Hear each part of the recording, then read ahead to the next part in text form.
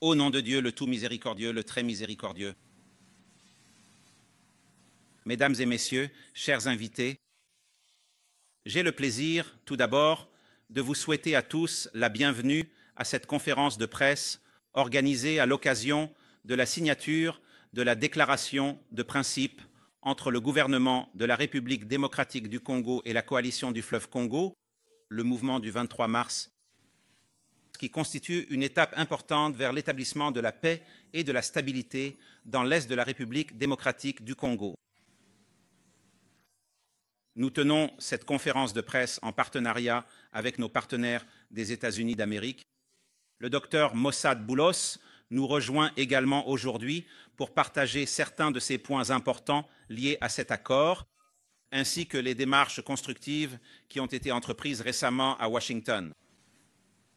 L'État du Qatar apprécie grandement l'esprit de haute responsabilité dont ont fait preuve les deux parties pour parvenir à cette déclaration et exprime sa profonde gratitude pour la confiance que les parties ont accordée à l'État du Qatar pour faciliter ce processus. Nous saluons également le soutien considérable apporté par son Excellence le président Félix Tshisekedi, président de la République démocratique du Congo, et son appui à une solution pacifique pour mettre fin au conflit. Nous remercions également sa délégation, ainsi que la délégation de négociation du gouvernement congolais qui a participé avec nous à ces séances et qui a fait preuve de patience et d'engagement. Nous exprimons également notre grande appréciation pour la coopération constructive manifestée par le vice-président du mouvement M23, M. Bernard Bizimois, ainsi que par la délégation qui l'accompagnait. Les négociations ont été marquées par de nombreux défis, mais grâce à Dieu, nous avons réussi à franchir une étape très importante vers la paix en signant cette déclaration, la déclaration de principe entre les deux parties. Les efforts de l'État du Qatar dans ce dossier ont commencé lorsque Son Altesse Cheikh Tamim Ben Hamad Al Thani, l'émir du pays, a accueilli à Doha Son Excellence le président Félix Tshisekedi, président de la République démocratique du Congo, et Son Excellence le président Paul Kagame, président de la République du Rwanda, au mois de mars dernier, ce qui a été considéré comme une étape essentielle vers la résolution pacifique. Cette réunion a été suivie d'une série de réunions de négociation entre les parties, ce qui a constitué un véritable point de départ pour la paix et la tolérance entre les parties en conflit. Et lors de cette réunion en mars, le président de la République démocratique du Congo a exprimé sa volonté d'ouvrir un dialogue sérieux avec le mouvement M23 et son souhait que l'État du Qatar accueille une série de ces négociations entre les parties. Depuis le mois de mars dernier, le Qatar a accueilli directement ces discussions, qui se sont déroulées dans un esprit de positivité et de responsabilité, partant d'une conviction profonde de l'importance du dialogue comme voie d'essentiel pour résoudre les conflits entre les parties, ce qui a abouti à la conclusion de cette déclaration historique. La rencontre des dirigeants a constitué un véritable point de départ pour le processus de paix, traçant la voie qui a mené à des évolutions positives et à des accords importants, au premier rang desquels l'accord de Washington entre la République démocratique du Congo et le Rwanda, signé le 27 juin 2025. L'annonce d'aujourd'hui vient couronner la coordination étroite qui a accompagné cet accord. Cette déclaration ne représente pas seulement un engagement à mettre fin à la violence, mais constitue également une étape clé et une feuille de route concrète vers la réconciliation nationale et jette les bases d'une nouvelle phase de partenariat entre les différentes composantes de la société en République démocratique du Congo, y compris les mouvements armés qui ont choisi de privilégier l'intérêt supérieur. Il ouvre également la voie à un rôle actif de la communauté internationale pour soutenir les efforts de consolidation de la paix et de promotion du développement durable dans les zones touchées par le conflit. À travers cet accord, qui comprend un certain nombre de dispositions, les deux parties y réaffirment, dans la déclaration de principe, leur volonté de mettre fin de manière permanente à la violence et aux attaques et de travailler à instaurer la confiance par le biais de diverses mesures, notamment des mécanismes clairs liés à l'échange de prisonniers et de détenus, ainsi que des démarches vers un accord global qui affirme le rétablissement de l'autorité de l'État sur l'ensemble de son territoire et facilite le retour des personnes déplacées et des réfugiés dans leur foyer en toute sécurité et dignité. La déclaration de principe, comme signée aujourd'hui, ouvre la voie à l'ouverture de négociations directes en vue d'une paix globale qui traite les causes profondes du conflit, tout en s'engageant à mettre en œuvre les dispositions de l'accord de manière responsable. Merci de votre présence distinguée. Grâce à ces efforts, l'État du Qatar a joué un rôle central dans le rapprochement des points de vue et la construction de passerelles entre les parties, aboutissant à ce moment important. Cependant, la responsabilité de la mise en œuvre de cet accord incombe en premier lieu aux deux parties signataires et nous avons pleinement confiance en leur capacité à honorer les engagements qui leur incombent à travers cet accord. Cette réalisation constituera une base solide sur laquelle bâtir un avenir meilleur pour toute la région. En conclusion, je voudrais exprimer ma profonde gratitude à tous ceux qui ont contribué à faire de l'événement d'aujourd'hui un succès et une réussite.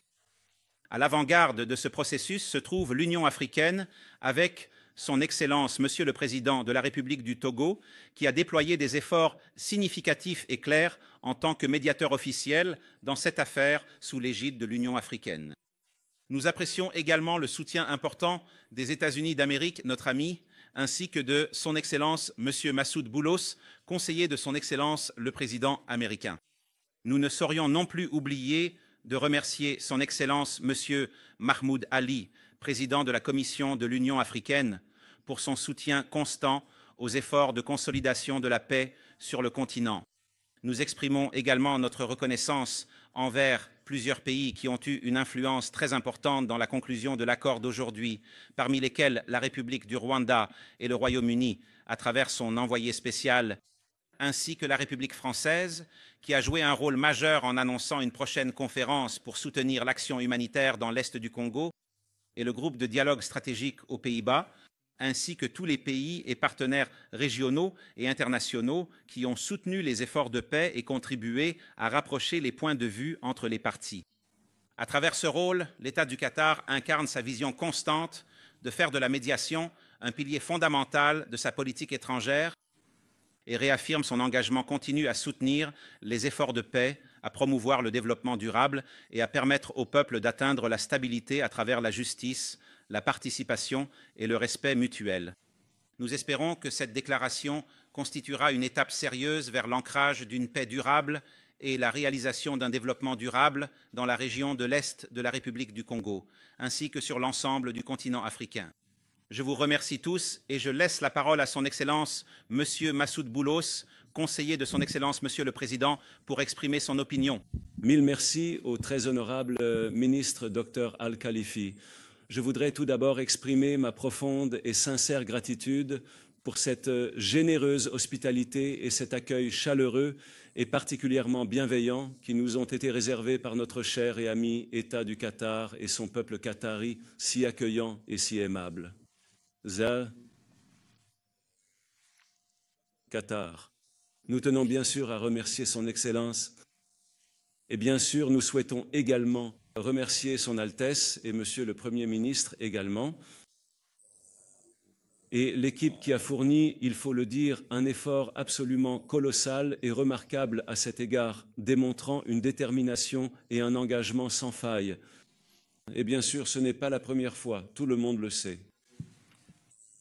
Le rôle constant et pionnier du Qatar dans ce domaine, dans le domaine de la résolution des conflits, est bien connu dans le monde entier, dans le domaine de la médiation, en vérité toujours, et dans la recherche de solutions pacifiques à un grand nombre de conflits dans le monde, notamment au Moyen-Orient et sur le continent africain. Mais bien sûr, cela ne se limite pas à cette région, mais concerne aussi d'autres parties du monde. Donc, mille merci vraiment à Qatar et pour le rôle fondamental et central qu'il joue, non seulement dans ce conflit, mais dans tous ces conflits dont nous avons parlé. En ce qui concerne le conflit persistant entre la République démocratique du Congo et le Rwanda, il est important de noter les tensions actuelles. Et en ce qui concerne le conflit interne qui touche le Congo, malheureusement, c'est quelque chose de vraiment douloureux en vérité. Ce peuple a énormément souffert pendant au moins 3 décennies. Et même si Si l'on veut de remonter dans l'histoire, on pourrait revenir à une époque bien plus ancienne que cela. Mais même si nous essayons de limiter le sujet aux 3 dernières décennies, nous savons que ce peuple et cette région ont beaucoup souffert. Il y a eu des pertes humaines considérables, dépassant les 6 millions de victimes et un très grand nombre de réfugiés et de personnes déplacées, pas moins de 8 millions actuellement, entre les déplacés et les réfugiés, ce qui représente une crise humanitaire majeure. Il s'agit donc d'une véritable tragédie humaine, extrêmement douloureuse. Il ne fait aucun doute qu'il est temps de trouver une solution définitive à ce problème. Et bien sûr, la solution ne peut être que pacifique. Il n'y a pas d'autre solution que la solution pacifique à ce conflit, ainsi qu'à de nombreux autres conflits, sur lesquels le Qatar travaille et pour lesquels nous collaborons avec nos frères qataris afin de les résoudre. Et maintenant, nous pouvons en parler davantage. Mais il ne fait aucun doute que la seule façon de résoudre ce conflit est la voie pacifique. Et nous savons qu'il y a eu de nombreuses initiatives. Et nous remercions tous ceux qui y ont contribué au fil des années et des décennies. Mais comme nous le savons, malheureusement, la plupart de ces initiatives n'ont pas pu nous mener aux résultats escomptés. Mais comme Son Excellence l'a mentionné précédemment, il est important de noter qu'il y a environ 4 mois, le Qatar, que nous remercions, a lancé une initiative qui a été très importante. Et lorsque Son Altesse a invité à une réunion entre les présidents congolais Tshisekedi et rwandais Kagame ici à Doha, c'était une rencontre très importante. C'était la première rencontre en face à face entre les 2 présidents depuis plus de 3 ans. La rencontre a été cordiale et fructueuse, et c'était une rencontre très importante en raison de ces résultats concrets qui en ont découlé. Nous avons donc assuré une initiative importante et significative en très peu de temps, un délai remarquablement court. Après cette rencontre, le président Trump et le ministre Rubio m'ont demandé de me rendre immédiatement dans la région pour trouver une solution, notamment en ce qui concerne la question humanitaire.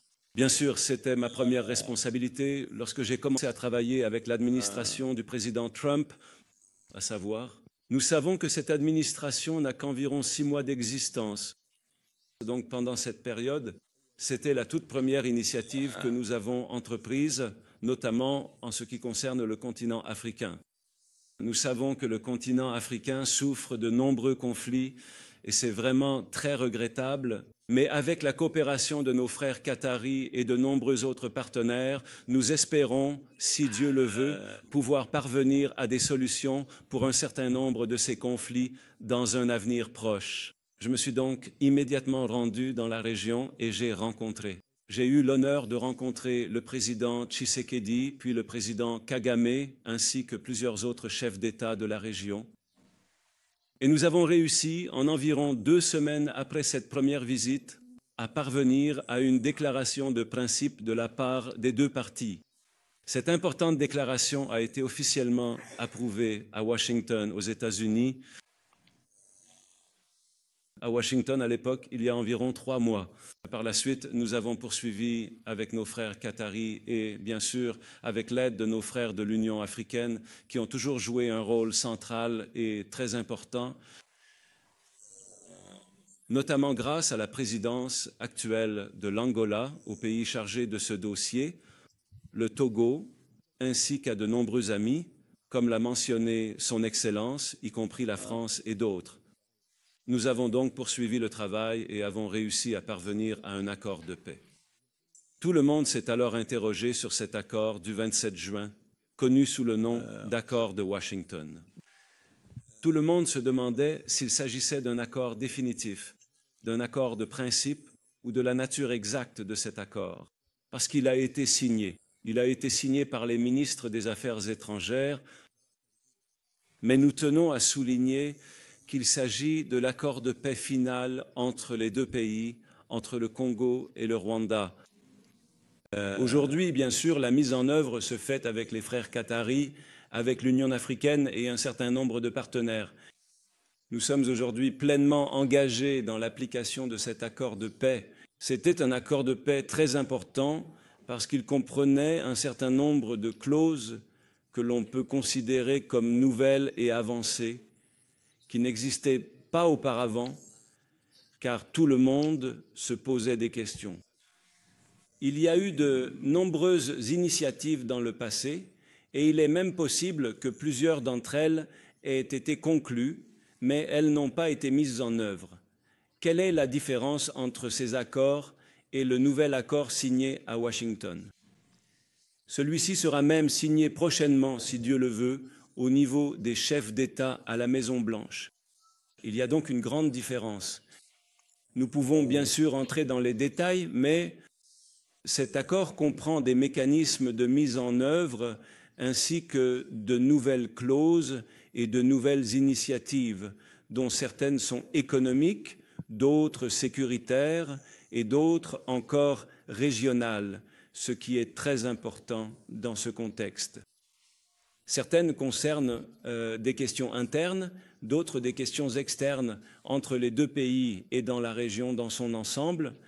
Il y a donc un certain nombre d'accords supplémentaires qui seront également signés en même temps à Washington et qui sont en cours de préparation.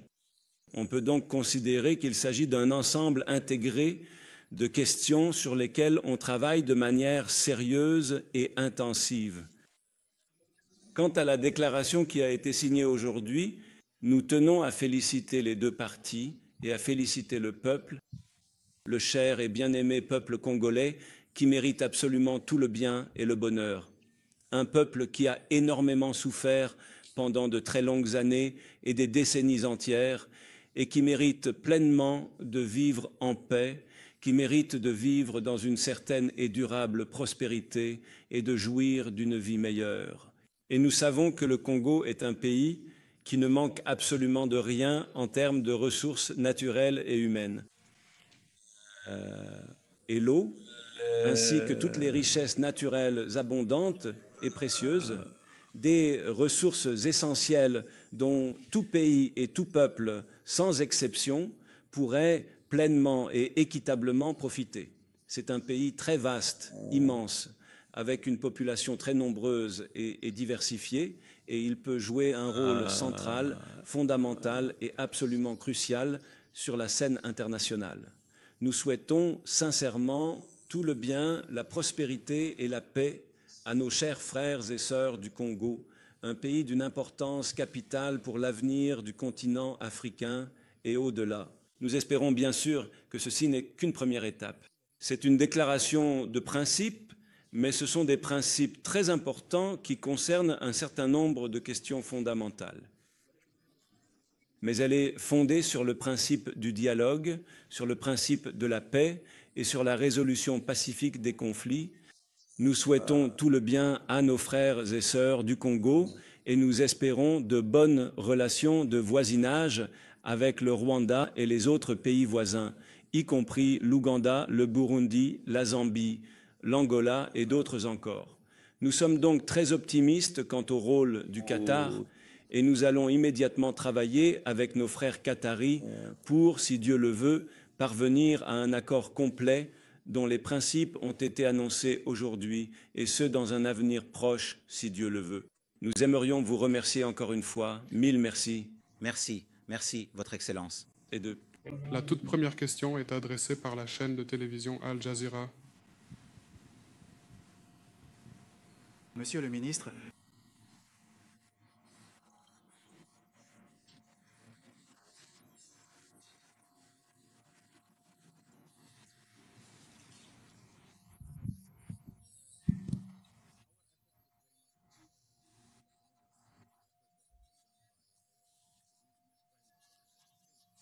Notre objectif est unique. Suite à la réunion des chefs d'État à Doha, nous avons réussi à établir une feuille de route, un chemin vers la paix pour résoudre les conflits les plus importants entre les deux États. Heureusement, grâce aux efforts et à la contribution accrue de nos partenaires stratégiques aux États-Unis, l'accord de Washington a été signé. Suite à l'accord de Washington, nous avons créé ce volet à Doha pour aborder la dimension intérieure qui couvre les conflits au sein du Congo.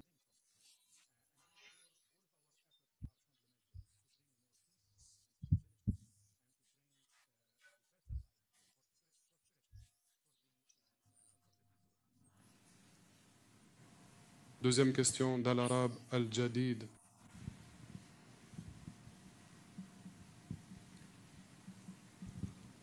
Bonjour, Anwar Al-Khatib d'Al-Arab Al-Jadid. Questionnez monsieur l'envoyé de paix américain. Pensez-vous que cet accord constitue le début de la fin du conflit dans l'est du Congo? Et les dispositions de cet accord offrent-elles des garanties pour y parvenir? Merci. Merci pour la question. Bien sûr, si Dieu le veut, cet accord historique et significatif sera véritablement le début de la fin de ce long et douloureux conflit. Il comprend, comme l'a si bien mentionné son Excellence, des dispositions fondamentales, essentielles et très importantes qui concernent tous les problèmes complexes et les conflits persistants, les axes principaux et les racines profondes de toutes ces difficultés et différends majeurs auxquels le peuple congolais est malheureusement confronté au quotidien. Il comprend également une réaffirmation de principes généraux très importants, ainsi qu'une confirmation des initiatives en cours concernant l'Union africaine, des initiatives régionales et l'accord de paix de Washington, ainsi que tous ces accords et initiatives antérieures. Et à la fin, la déclaration, il est vrai, n'est qu'une déclaration d'intention, mais on peut la considérer comme une déclaration d'intention relativement détaillée. Il y a un certain nombre de détails très intéressants et à la fin de la déclaration, il y a aussi une sorte de calendrier. Et il existe un mécanisme de mise en œuvre ainsi qu'un mécanisme de suivi. Il ne fait aucun doute que nous espérons, si Dieu le veut, que cela soit le début de la fin pour résoudre ce conflit. Troisième question de l'agence France-Presse. Bonjour à tous. J'ai deux questions, si vous le permettez. La première question s'adresse à son Excellence le ministre. Monsieur le ministre, quelles garanties avez-vous obtenues pour vous assurer que les deux parties respecteront la déclaration de principe? Quelles sont les étapes attendues des deux parties pour avancer sur la voie de la paix? La deuxième question est pour Monsieur Boulos. Vous avez parlé d'une déclaration de principe, mais vous avez dit que c'était plus que cela. Il y a plus de détails. Allons-nous voir des mesures concrètes et immédiates sur le terrain, par exemple? C'est-à-dire, est-ce que le gouvernement de Kinshasa, pourra accéder au territoire contrôlé par le M23? Et d'un autre côté, sera-t-il possible, par exemple, de rouvrir les banques à Goma ou à Bukavu? Merci beaucoup. Merci beaucoup. En ce qui concerne les garanties, en réalité, je voudrais insister sur le point que j'ai mentionné, à savoir que l'engagement et la mise en œuvre de cet engagement incombent aux deux parties au conflit. Les deux parties à la déclaration se sont mises d'accord sur un certain nombre de principes fondamentaux inclus dans les clauses de l'accord, et ces clauses sont soumises à un mécanisme de suivi. Ce qui distingue réellement l'accord entre les deux parties aujourd'hui, et comme l'a mentionné son Excellence le conseiller, c'est que cet accord n'est pas le premier entre les deux parties. Il y a eu des accords précédents, mais ce qui rend vraiment cet accord particulier cette fois-ci, c'est la grande participation internationale dont ont bénéficié les deux parties en ce qui concerne la mise en place de mécanismes de suivi détaillés grâce auxquels nous pouvons établir des rapports clairs adressés aux parties concernant la mise en œuvre de ces clauses.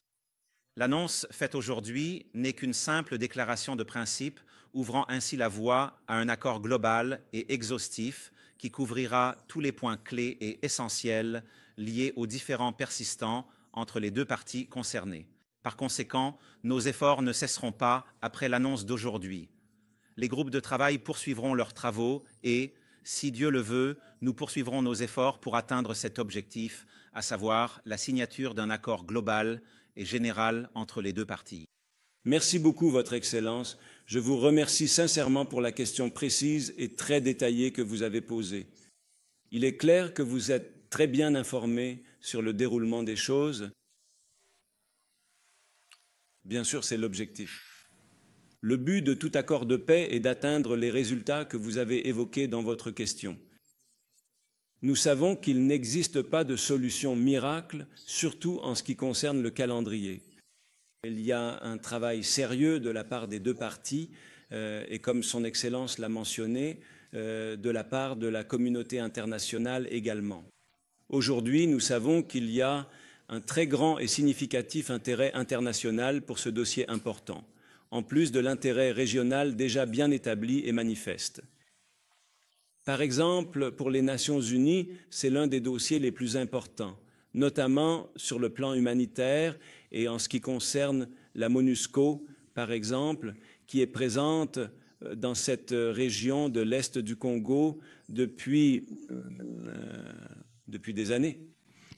Donc, en plus de la communauté internationale de manière générale, le Qatar et les États-Unis, la France, la Grande-Bretagne et de nombreux autres pays. En plus de l'Union africaine bien sûr, et les unions régionales. Les unions régionales, comme la SADC, sont des acteurs clés. C'est le résultat escompté sans aucun doute et c'est un objectif important à atteindre. L'un des points les plus importants de la déclaration de Nairobi, c'est l'accent mis sur le rétablissement effectif du contrôle et de l'autorité pleine et entière de l'État sur l'ensemble de son territoire national. Et c'est tout à fait naturel pour n'importe quel pays, peu importe qui est le président, l'administration ou les responsables. C'est une question qui concerne tout pays, mais le contrôle de l'État sur l'ensemble de son territoire, mais nous connaissons ce conflit. Il y a un conflit en cours. Le sujet nécessite un dialogue et un suivi. Ce dialogue demande une persévérance considérable et d'aboutir à des accords véritablement détaillés, complets et globaux. Et ici, j'aimerais particulièrement souligner que c'est tout à fait vrai. Aujourd'hui, ces principes ont été annoncés, mais avec nos frères qataris, il y a eu un travail acharné sur les détails. Et si Dieu le veut, comme nous l'avons dit, bientôt ils pourront, avec la facilitation de nos frères qataris et avec tout notre soutien et encouragement, ainsi que celui de plusieurs partenaires. Nous espérons sincèrement que les deux parties concernées pourront parvenir à une solution complète, exhaustive et véritablement globale, qui prendra en considération attentivement tous ces détails importants et complexes. Il ne fait absolument aucun doute qu'il est tout à fait possible de prendre des mesures concrètes et efficaces pour y parvenir. Ces choses peuvent se faire progressivement, mais c'est l'objectif souhaité et nous espérons que le peuple congolais pourra l'atteindre le plus rapidement possible. Ce conflit est sans aucun doute interne et le dialogue est interne entre les deux parties. Bien sûr, on ne peut pas oublier qu'on ne peut pas dire qu'il s'agit d'un conflit purement interne. Dans tous ces conflits, partout dans le monde, il y a toujours cela. Il y a de nombreuses parties qui interviennent, qui s'impliquent d'un côté ou de l'autre. Mais toutes ces parties ont fait preuve de bonne foi et c'est le point le plus important dans cette affaire, la manière d'aborder ce dossier avec bonne foi. Et ici, je tiens vraiment à remercier les deux présidents, le président Tshisekedi et le président Paul Kagame, avec qui j'ai eu l'honneur cette semaine d'avoir des échanges détaillés et qui ont tous deux fait preuve d'une totale ouverture, pour être honnête. Pour parvenir à cette annonce importante, je tiens également à remercier à nouveau le président Kagame, le Rwanda et les représentants qui étaient présents. Je ne sais pas s'ils sont avec nous aujourd'hui au plus haut niveau pour aider et contribuer à faire avancer ce dossier. Et sur ce, nous concluons la conférence de presse. Merci. Merci à vous d'être venus. Merci. Merci. Bienvenue, messieurs. Allez-y, s'il vous plaît.